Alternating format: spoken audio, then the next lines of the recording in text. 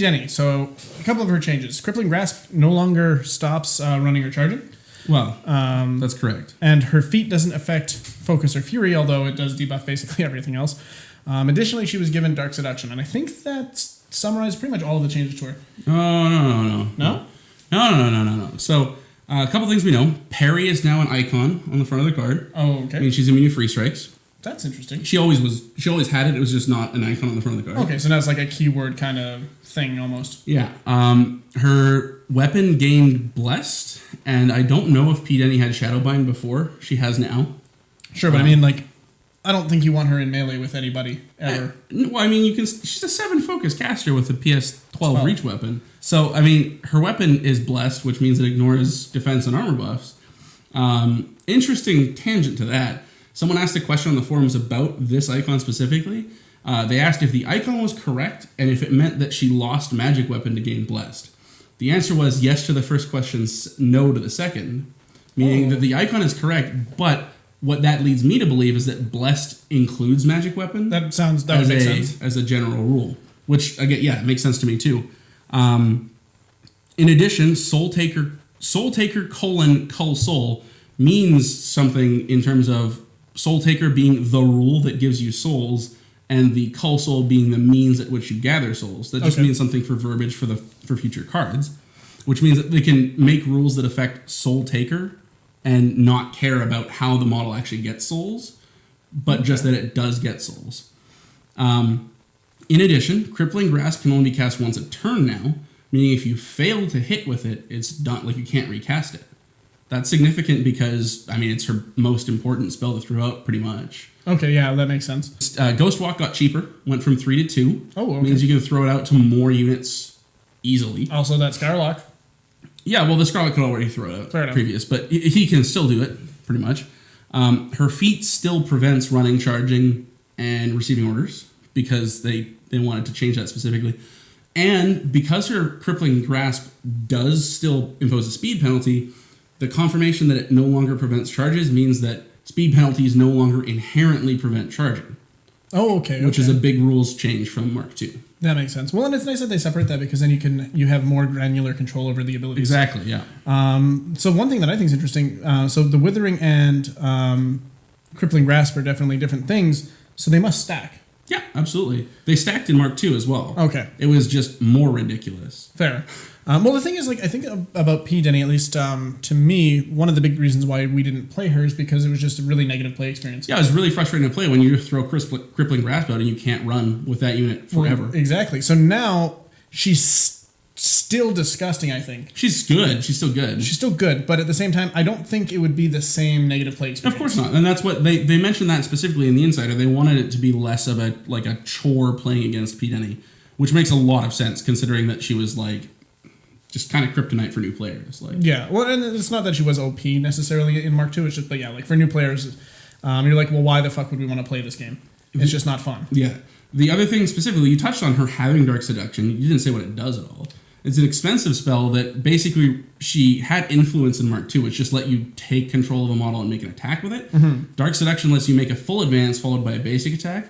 Basic attack is not clear whether that's a melee attack or a ranged attack. It could be either. It could be a magic attack or a magic ability as well. Well, that probably wouldn't be a basic attack. But you're not wrong. It just, that to me doesn't sound like a basic attack. Fair. The interesting thing about Dark Seduction is it gets better the better your opponent's big warrior models are. So if your opponent has something like a Manowar Dracoon, which is like a big fat Dragoon model that has a powerful attack and takes up a lot of space, Dark Seduction becomes a lot better because not only can you move that out of the way, you can have it cut into something.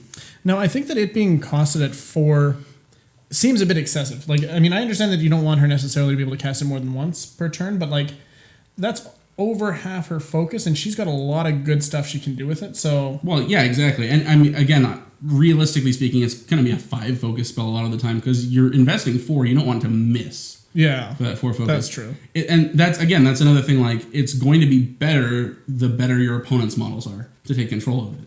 Because if they're just using really shitty Mechanothralls or whatever your derp models are, you don't really want to take control of a Trencher with it. No, fair. Well, I mean, if you need that cloud somewhere, no, that wouldn't be a basic attack. Basic attack. That's right. I think that So I mean, part of me is looking at that going, well, that seems kind of expensive. It seems a little corner case because of the cost. But there will be times if the only restriction on the Scarlock is you cannot cast upkeep spells. So if there's no like cost restriction, there has to be a cost restriction. Why?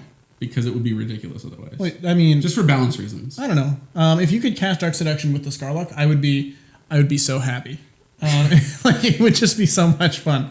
Also thematically stupid, but whatever. I mean, okay, but the thing is, now with the fluff separated from the core rules, we don't need to necessarily make sure all the game mechanics are balanced against the fluff.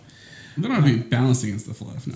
But the thing is, like, so I look at her card here, and it's like she has another 4 focus cost spells, which is amazing.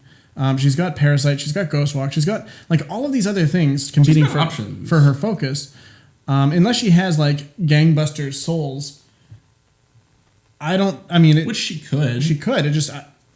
She just seems like she's got a lot of other things she'd rather be doing with the focus. Sure. It is important to note also that I believe Dark Guidance can only be cast once per turn.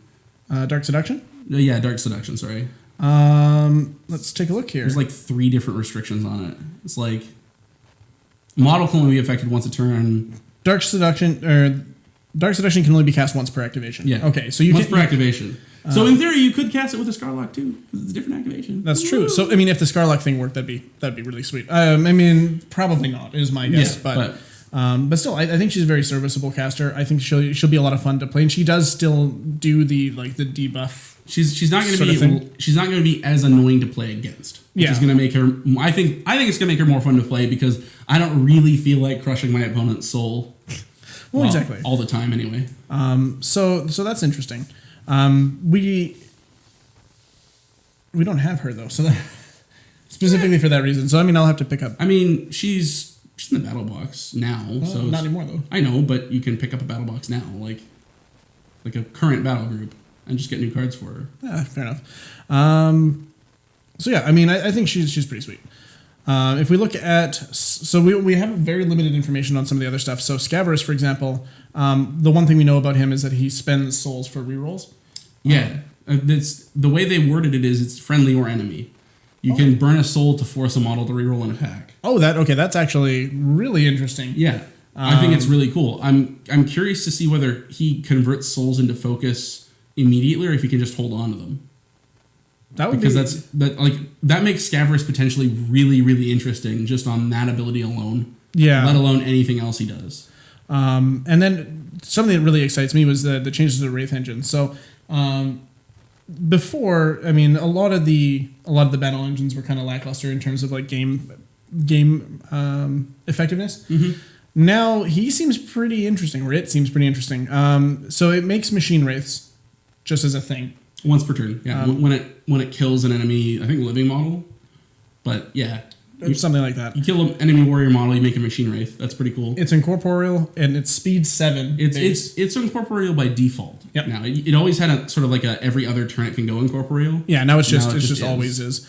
And then there was a change to soul bondage. No, soul bondage is the ability that makes the machine wraiths. Oh yeah, sorry. Yeah. And then machine wraiths also have changed a little bit. In terms of the way that they work. So instead of this giant block of text that like kind of defines what they do. They had a lot of weird fucking rules before. Now they just get to take control of Warjack when they hit it. Yeah. Temporarily. But yeah. So that seems, I mean, it seems like a lot less rules complex. And I think it's pretty sweet that the Wraith engine gives you them for free. Yeah, and I mean, I think the big difference is that they have a melee attack now. I don't know that they actually did before. Oh, okay. They say in the Insider that it now possesses a melee attack, so they seem to make a big deal out of it. Okay, fair enough. Come check out the Connection Games and Comics. We have the largest selection of War Machine and Hordes miniatures in the Lower Mainland. War Machine Wednesdays and Sundays, with tables and terrain to play your game.